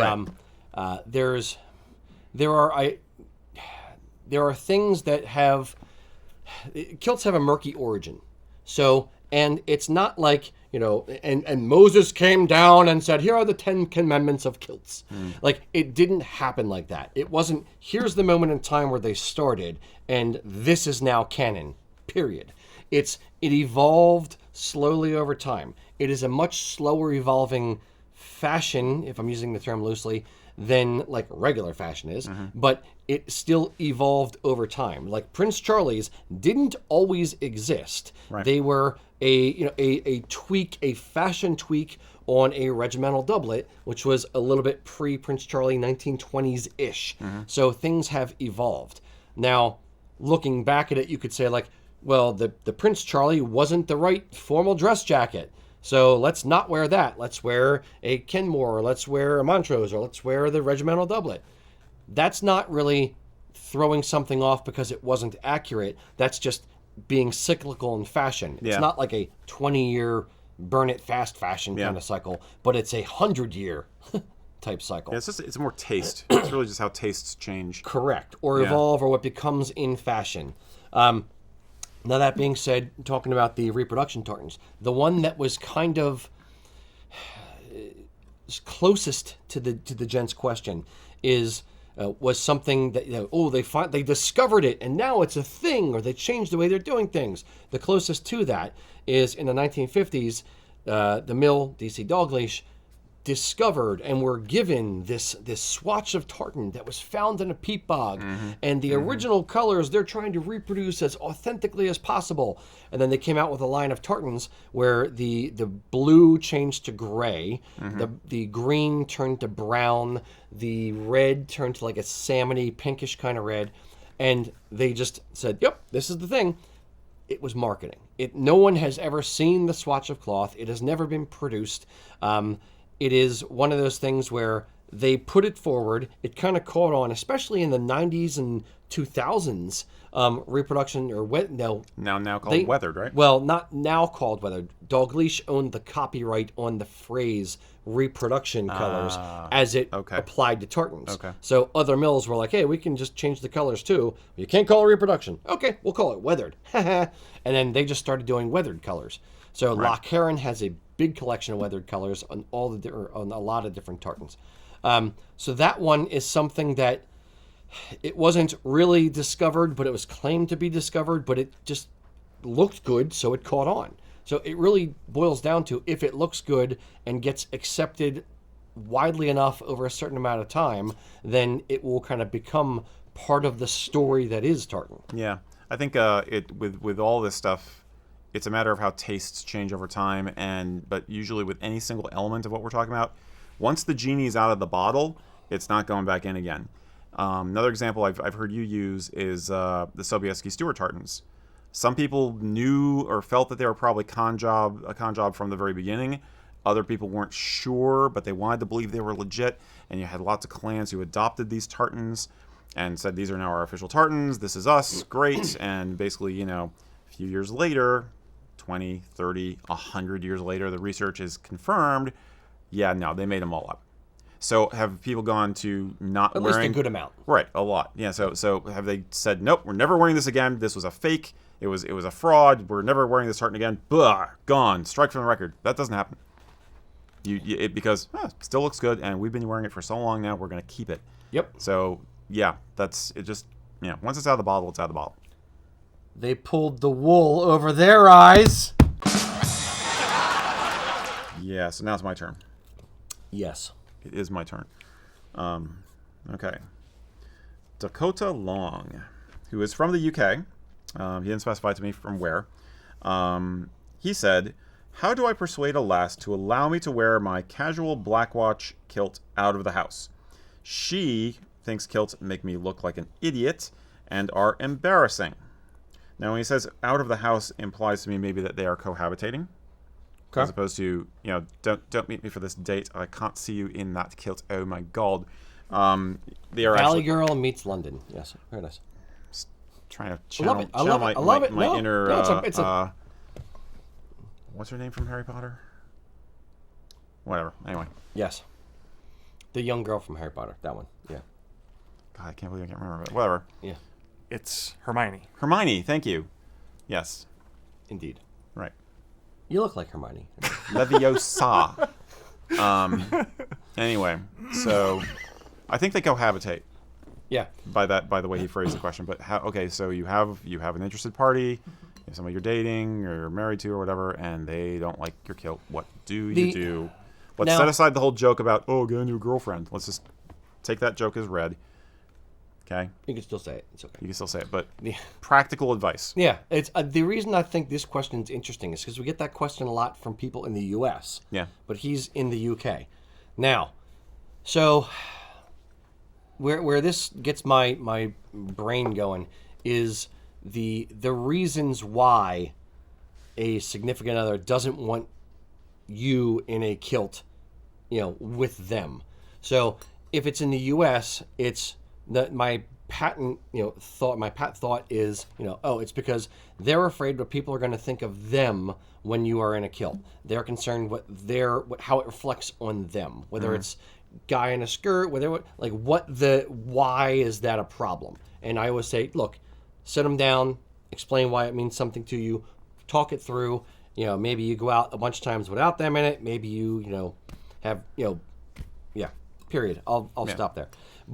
But for this one, I think there could be different reasons for her not wanting it. If they're in England, now he said UK, but if they're in England, not Scotland, maybe, and if he's not Scottish, maybe she's concerned like people are going to think he's like appropriating Scottish culture in England. Maybe, don't know. Maybe she's Scottish and he's not in England. And I'm supposing the whole thing is in England. Mm-hmm. Maybe she's English and just doesn't like kilts, and he's Scottish, or they're whatever. So there may be different dynamics there than would be here or Australia or Germany or somewhere else, that it wouldn't be at play as much as, close to the mothership, so to speak, to channel my inner George. I'll at the risk of sounding like a jerk, to use your phrase, you just made me realize it's possible that there are some internal biases and prejudices at work here. Hopefully it's gotten better, but there is a history of English humorists picking on the Scottish. There's caricatures like the guy with the Jimmy hat that came from a comedian who was picking on Scottish people.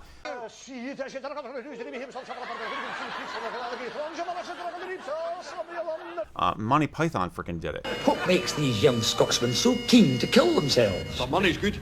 And the water skiing. You know, and you know, all the cliches about, you know, Scotsmen being cheap or Scotsmen being somehow stupid or rustic or whatever. Some of that stuff is still there. So if she's worried, like, you know, oh my God, my friends here in London or wherever are going to think that, you know, he's weird because he's wearing a kilt. Why is he doing that?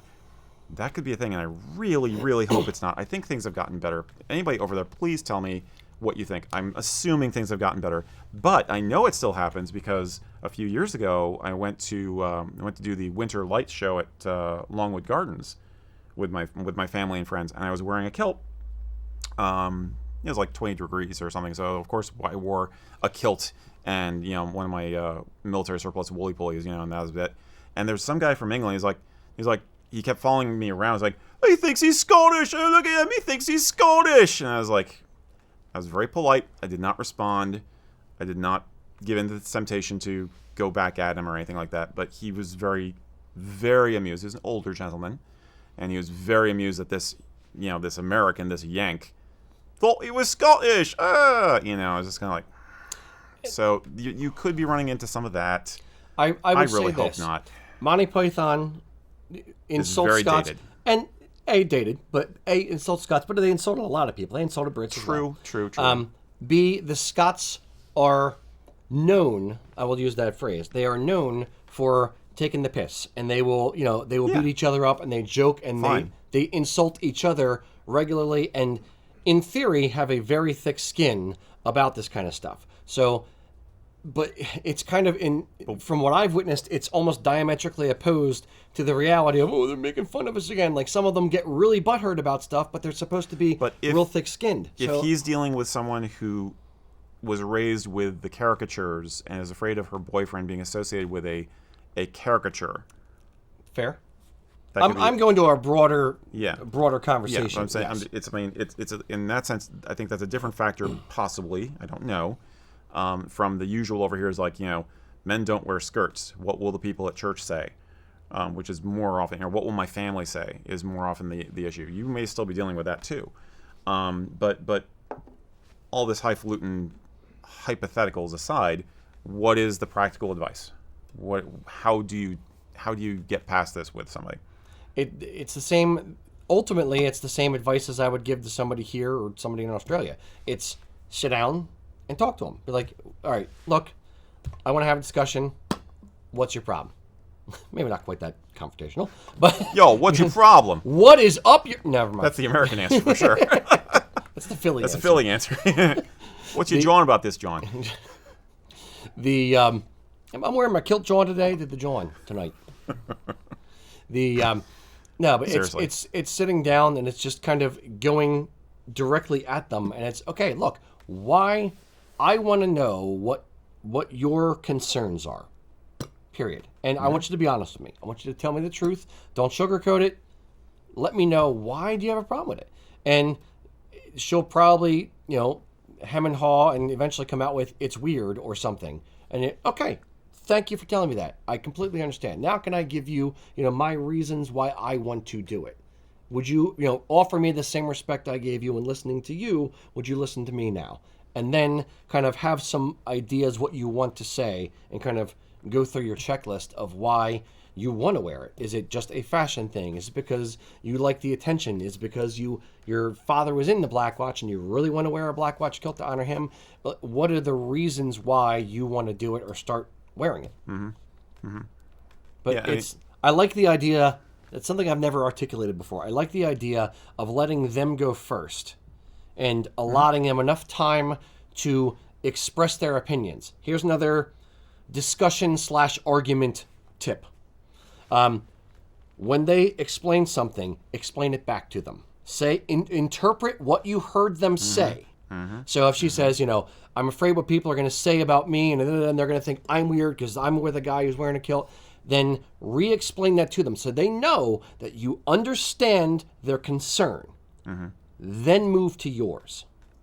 But if they feel heard and they feel understood, and then you have another argument, not like angry, but argument like discussion about it, then they will start to hear yours more if they feel like they got their point out.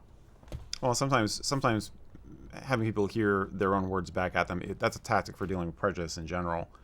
So when you suddenly hear your words coming back at you, it's like, oh yeah, I guess I do kind of sound like a jerk, don't I? But don't. I'm not trying to be aggressive about this, but you know, it is a valid tactic in a lot of contexts. Yeah, so. I'm not. For the record, I'm not saying like, oh, so you're saying that I'm weird.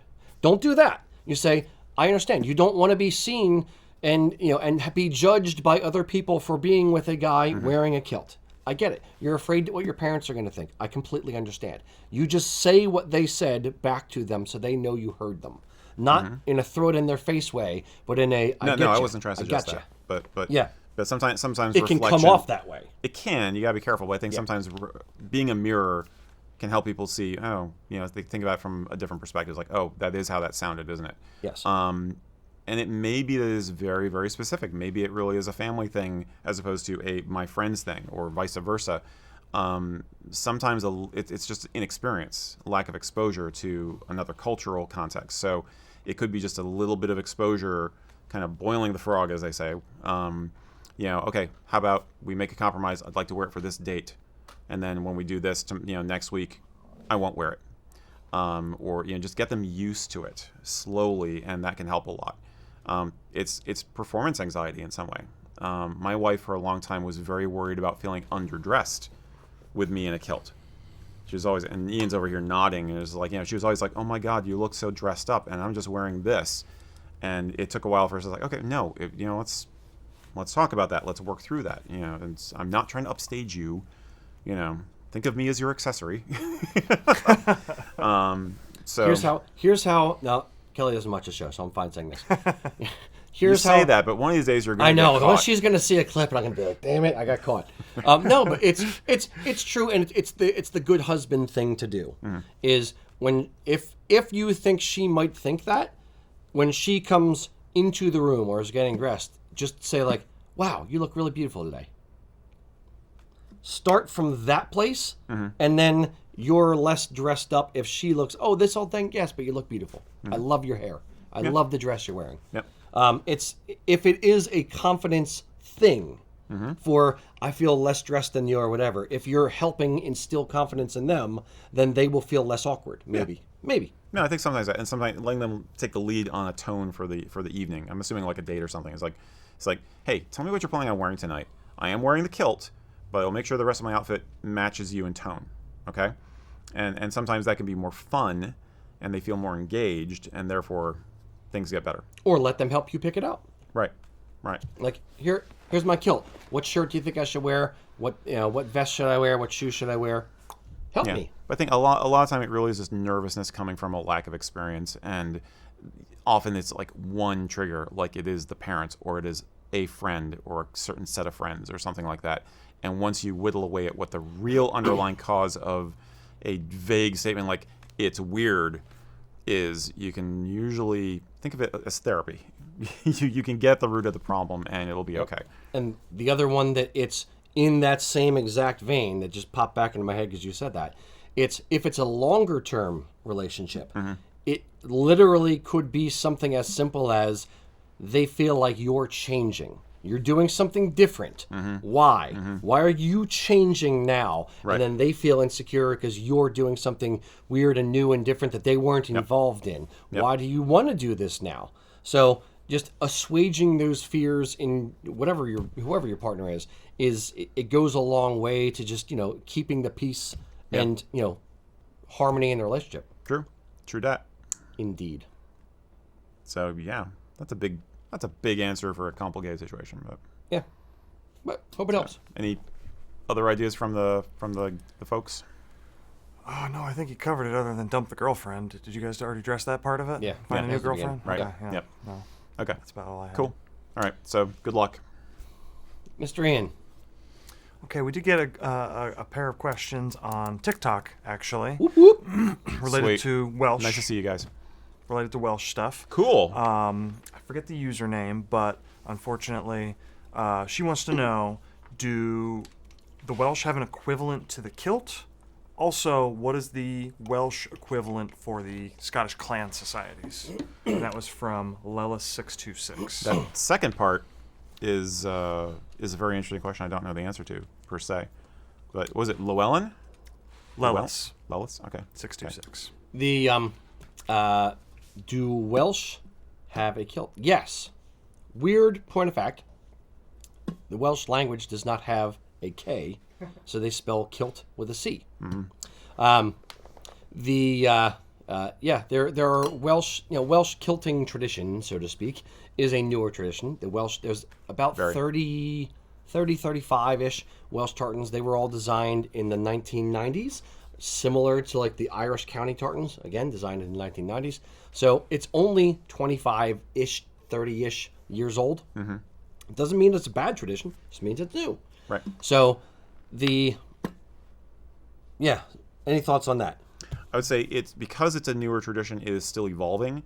The people who spearheaded developing the Welsh tartans, they did two things. Number one, they decided, okay, let's look at the major Welsh names and come up with a tartan for each of them so that people who are of a family, like, Lewis or Harris, Edwards, Llewellyn, have a tartan for themselves. And they also have a couple of universals cemented, like the St. David tartan and the Pride of Wales tartan. Glendour, named for Owen Glendour. So they tried to make sure they were hitting all the bases, right? The other thing that they did was they wanted to make it stylistically different. So they, instead of doing square shapes for the tartan set, they went with rectangles, which can mean that Welsh tartans and Welsh kilts look a little odd on close inspection. They look a little different. So those are two signifying factors. And I think the other thing is that in an effort to make sure that the look looked distinctly Welsh and different, they went for that, and some of the initial accessory ideas were a little bit on the nose and a little bit over the top. Like, and I know this was something that you were very much involved with at the time also, since the beginning of this company, was using gold as an accent. Because, trying to reflect the red dragon on the flag, basically, is kind of the inspiration. And so a lot of Welsh accessories for a long time were two-tone, and what that meant, they were basically like chrome and gold, and they're like, in your face, blinded by the reflection of the sun, kind of thing. And so it looks young as a tradition. So some of the Welsh looks look a little young. As more people have been getting into it, and they've been toning down some of those things and there's more Welsh-themed accessories out there, and generally just a wider array of kilting accessories in general, it's much more coming into its own now. The most common time you'll see Welsh tartans is St. David's Day parades. In fact, we've done a couple of videos recently. We did one about we did an SMV, what we call a social media video, about St. David. And we've done a couple others where basically a lot of the footage you'll see is a St. David's Day parade somewhere in Wales, and you'll have a gentleman dressed as St. David, and he's got the St. David tartan on as part of his costume.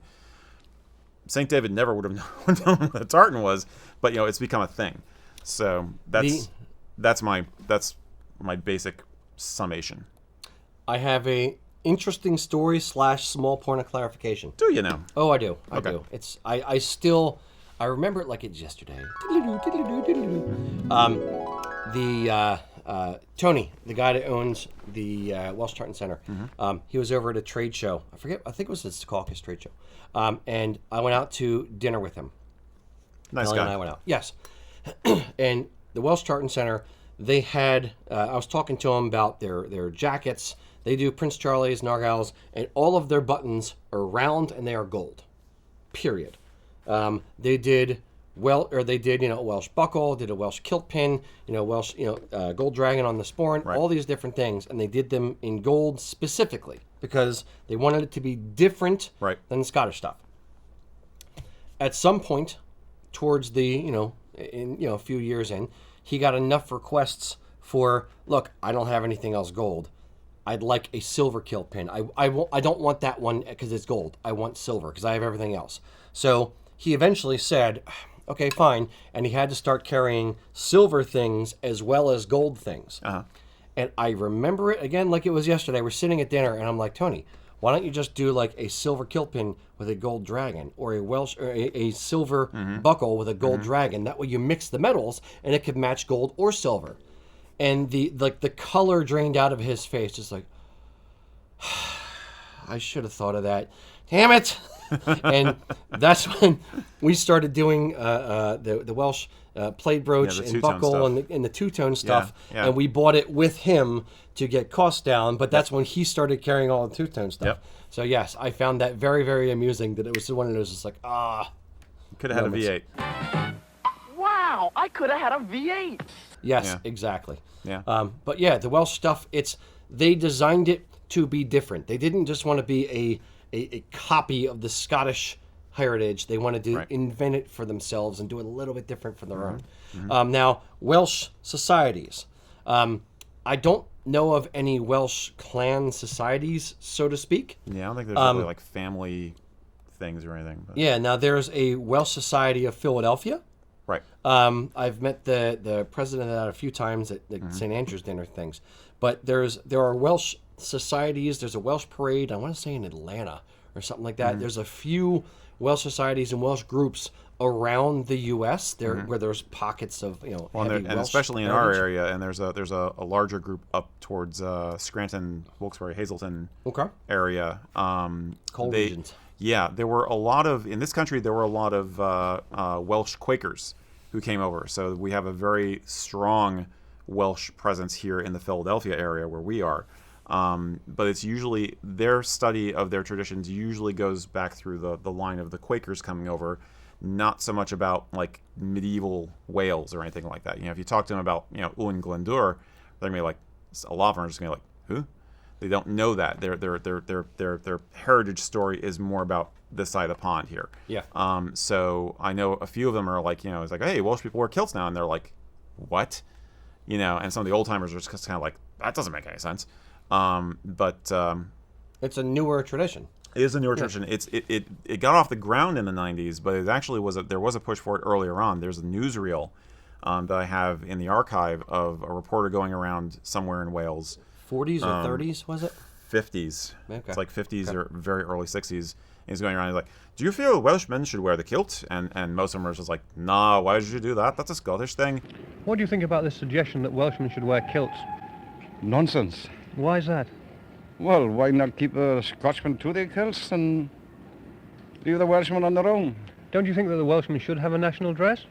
No, we haven't had one yet. We have knobby knees and Yeah, exactly. So it's just like, but so the interest has always been there because, my God, the Welsh are like chronologically the oldest Celtic cultural structure, Celtic umbrella identity in the UK. They were the Celtic language group settled in that area before anywhere else. And so they're ancient. They're ancient people. Yeah, I'm rambling. The Welsh kind of the Welsh in America that I've interacted with, a lot of them feel kind of like the redheaded stepchildren of the Celtic world. They're just like, you have all this Irish and Scottish stuff. Where's the Welsh stuff? Where's the Welsh stuff? So we do try to cater to that as a company. We try to cater to that audience. There's also the Cornish and the Manx and all that kind of thing as well. Right. But the Welsh is the one that's most common, especially in Philadelphia area. Yeah. And there are Welsh societies, so if you are Welsh, seek it out. Try to it's gonna join be other. It's gonna be a general groups. thing. Yeah. It's gonna be a general thing, not a clan thing. Yeah, but it is there, and more people should do it because it's awesome. Agreed. It's all about building community. And read the Mabahan. I always mispronounce it, but the Welsh mythical epic, Mabahan. Yeah. You know what I'm talking about? Yeah, I do. I know enough to know that I know it exists. My wife's gonna kill me then. Nothing else. You've mangled my national heritage now. But yeah. Indeed. All right. Who was that? That was him from the Tickety Talk. So this one's mine. All right, Mr. Erik. All right. And this may wind up being the last one of the day. So this is at the risk of being redundant-ish, but not redundant. We did have. Do you want me to save this one? We're going to save that one for Alan. Oh, okay. I'm doing that one. All right, I'm going to do this one. Jared Powers asked us, he said, I am left-handed. Which side should I be wearing the fly plate on? I know traditionally it's on the right. It's not traditionally on the right, Jared. Right if you're looking at me on camera right now, this is my left, your right, or right camera. Yeah. Here. Yeah, you wear it on your left shoulder, right as you're looking at the person. Right. Correct.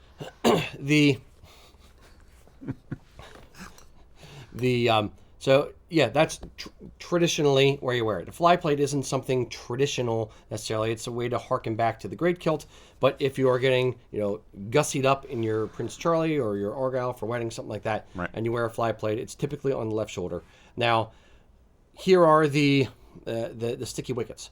One, if you are retired military or active military and you want to wear medals, I would wear the medals at the proper location, and I would either forego the fly plate altogether, or I'd wear it on the other shoulder.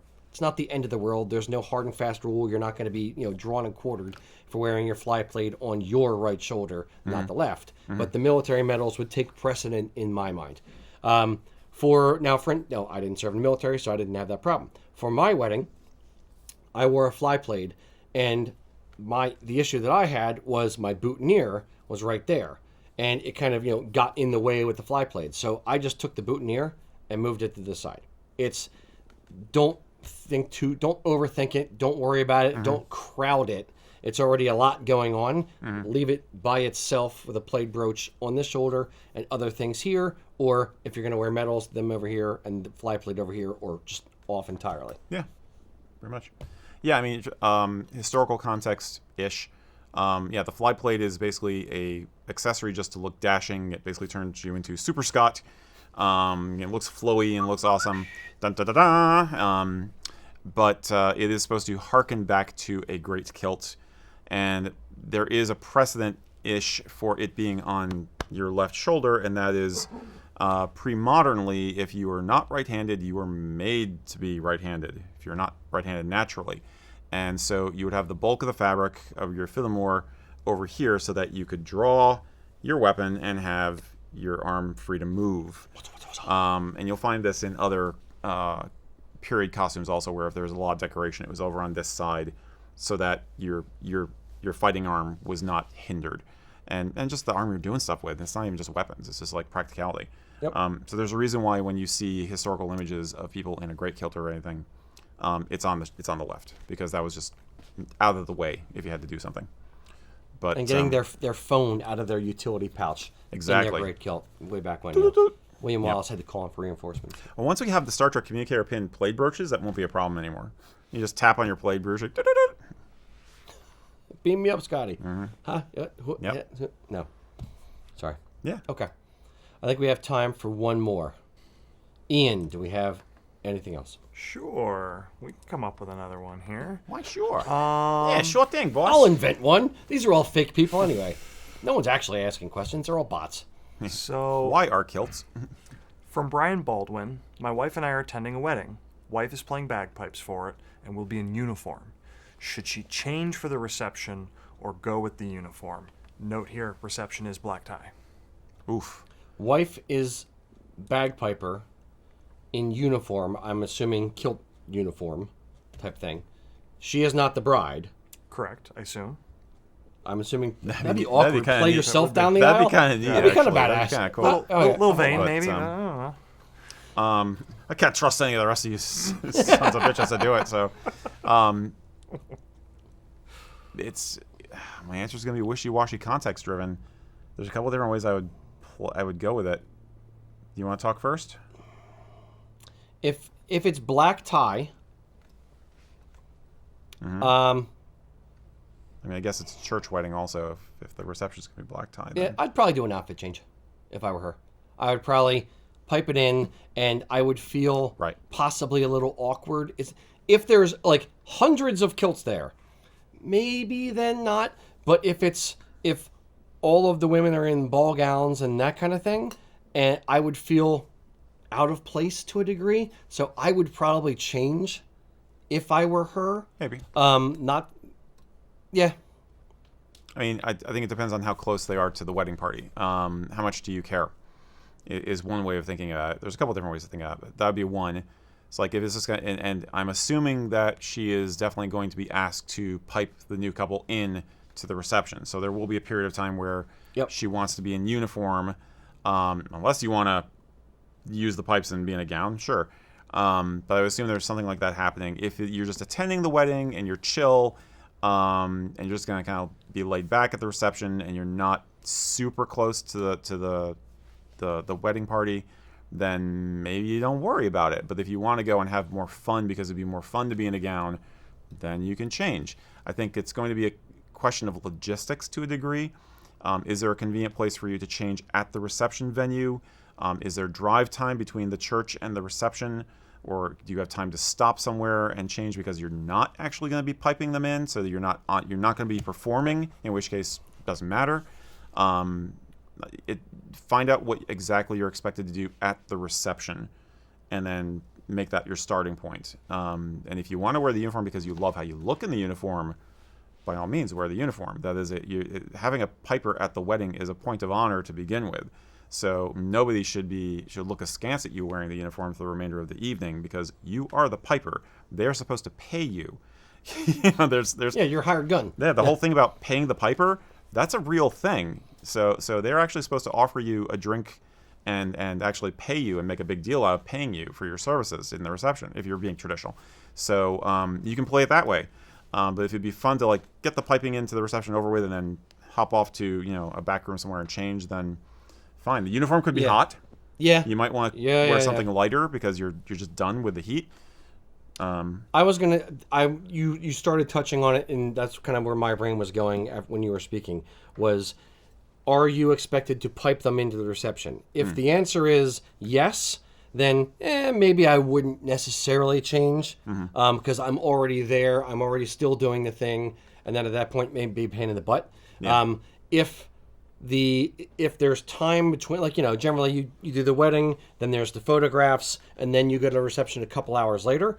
So you have time to get changed, and the area, if you go back to the hotel, then sure, it's easier. If it's easier on it, then sure. If it's less easy and you're comfortable in your bagpipe attire and nobody cares, then fine, great, still wear it. Yeah. I mean the uniform is a point of honor. And they should see it as such. So nobody should look askance at you choosing to wear the uniform all night if you want to. Yeah. You're upholding tradition. But yeah, your mileage may vary in terms of what's more comfortable. Yeah, my original question, for the record, original answer is more like what she's comfortable with, not what other people are thinking of her wearing it or not. I mean, if the wedding is here in Pennsylvania in August, I'm changing wiping uniform for sure. So. All right. Boys and girls, question of the day. I don't have any in my brain right now. Erik, you had one earlier that you talked about. What was your question of the day? I completely forgot. I had one 2 hours ago. I should have freaking written it down. All right. Summer kilt. Yes. Yeah, that was it. Yes. Thank you, Matt, who didn't just put that on a sign and throw it up in my face. Are you traveling this summer? If so, are you wearing a kilt? Where are you traveling to, and are you going to wear a kilt on your vacation or on your travel plans? Yeah. Let us know in the comments. Thank you for tuning in, boys and girls. Until next time, Slán Java. Dan. Dan. Dan. Dan. Dan. Dan. Dan. Everybody dance now.